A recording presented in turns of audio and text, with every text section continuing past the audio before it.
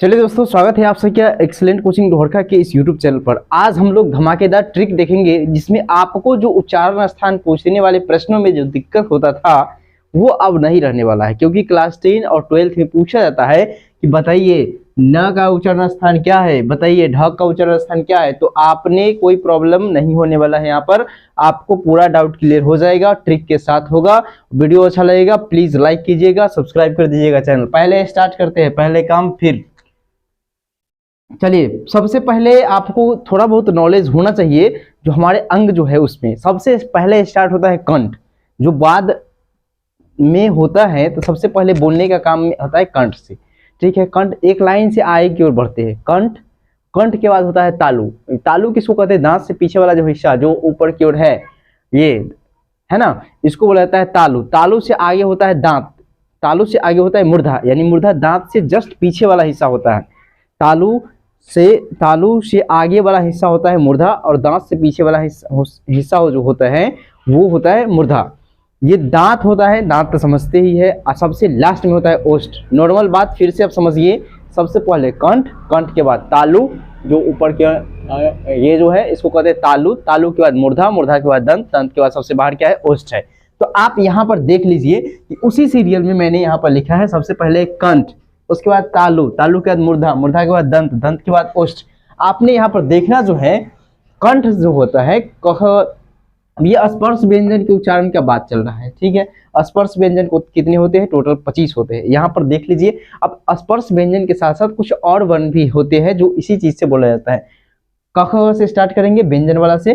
तो सबसे पहले कंठ, तो क से ऐसे याद रख सकते हैं, क से कंठ, क से क, एकदम आसान। क घ का घ तक जो बोला जाएगा वो बोला जाएगा कंठ से, यानी कि क से कंठ, क से क तक। क से स्टार्ट किए कंठ, कंठ के बाद क्या बोला है? तालु, तालु। क के बाद क्या होता है? च छ झ, क के बाद क्या होता है? च छ झ। तो कंठ के बाद होता है तालु, क के बाद होता है च छ मूर्धा, मूर्धा च छ के जस्ट बाद होता है तालु। ये सीरियल आपको याद है तो आप ये भी याद कर सकते हैं, नॉर्मल बात है सब। पहला है कंठ, तालु, मूर्धा, दंत, ओष्ठ। क च ट त प, क च ट त प, क च ट त प। कंठ, तालु, मूर्धा, दंत, ओष्ठ। कंठ, तालु, मूर्धा, दंत, ओष्ठ। कंठ, तालु, मूर्धा, दंत, ओष्ठ। कंठ, तालु, मूर्धा, दंत, ओष्ठ। क च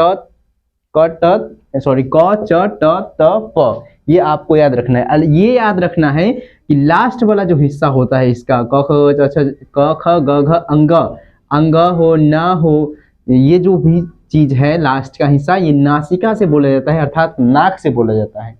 आपको एक बात और याद रखना है यहाँ पर कि मेन बात तो आप समझ गए, कंठ तालु, कंठ तालु, मूर्धा, दंत, ओष्ठ। अब क से स्टार्ट करेंगे, क च ट त प। उम्मीद करते हैं कि ये ट्रिक आपको समझ में आया। नहीं समझ में आया एक बार और पीछे जाइएगा, क्या बोला मैंने। आपको कुछ याद नहीं रखना है, यहाँ से स्टार्ट रखना है और आगे की ओर बढ़ना है। उसी तरह यहाँ याद रखना है क च ट प। ऐसे में आपको याद हो जाएगा, याद आसानी से हो गया। ये तो 5-5 करके 25 तो टोटल यहाँ पर हो गया। लास्ट का जो हिस्सा है वो किसी और चीज से नहीं बोला जाएगा, बोला जाएगा नासिका से, अर्थात नाक से बोला जाएगा। जैसे मैंने बोला म, न, ये सब जो बोला जाएगा नासिका से बोला जाएगा। अब देखिए यहाँ पर ये जो कंठ से है, एक चीज और बोला जाता है, कंठ से अ और आप के साथ अनुसार भी बोला जाता है, लेकिन अनुसार ना लिख करके मैं कंठ अ आ लिख देते हूँ। अ और आ, कंठ वाला में अ और आ, अ के साथ वाला वर्ण क्या होता है? आ ही तो होता है। तालु वाला में हर्षी और दीर्घी आता है, तालु वाला में हर्षी और दीर्घी आता है। तालु वाला में मूर्धा में जो आता है वो आपका हर्षु और दीर्घु न आकर के री आता है। क्या आता है? री आता है। और ओष्ठ वाला में जो है वो हर्षु और दीर्घु आता है। ओष्ठ वाला में हर्षु और दीर्घु आता है। सबसे ऊपर आप देख लीजिएगा कि क ख ग में अ और आ आएगा, तालु वाला में हर्षी और दीर्घी आएगा, मूर्धा वाला में ऊ ना आकर के री आएगा, ऊ ना आकर के री आएगा, और सबसे लास्ट में ओष्ठ जो है, ओष्ठ में ऊ और हर्षु और दीर्घु आएगा। अब यहाँ पर 2-3 मैं यहाँ पर लिखा हूं कि ए का उच्चारण स्थान क्या है।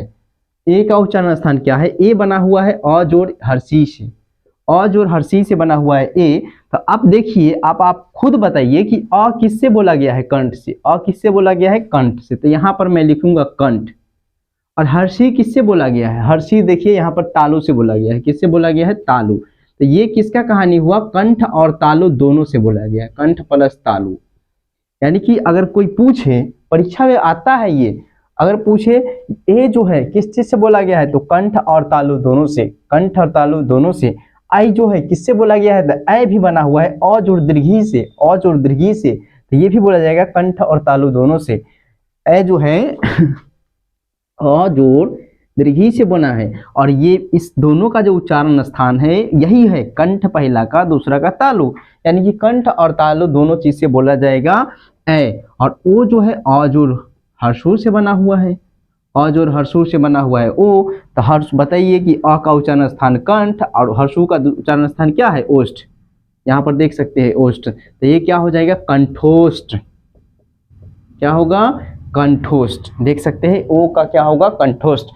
अब यहाँ पर अ का बात जब करें तो अ जो होता है अ जोड़ दीर्घी से बना हुआ है, अ जोड़ दीर्घु, यहाँ पर जो होगा दीर्घु, अ जो बना हुआ है अ जो दीर्घु से बना हुआ है। तो अब बताइए अ का उच्चारण स्थान हो गया कंठ, कंठ, और दीर्घु का उच्चारण स्थान होता है ओष्ठ। यहाँ पर देख सकते हैं आप ओष्ठ।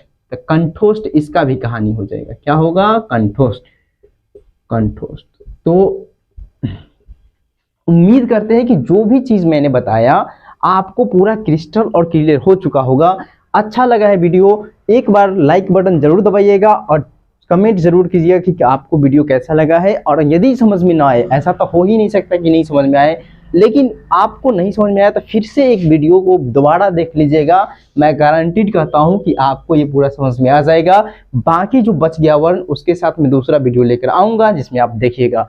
तो आपसे विदा लेते ही इतना ही कह के वीडियो को जरूर लाइक कीजिएगा। धन्यवाद।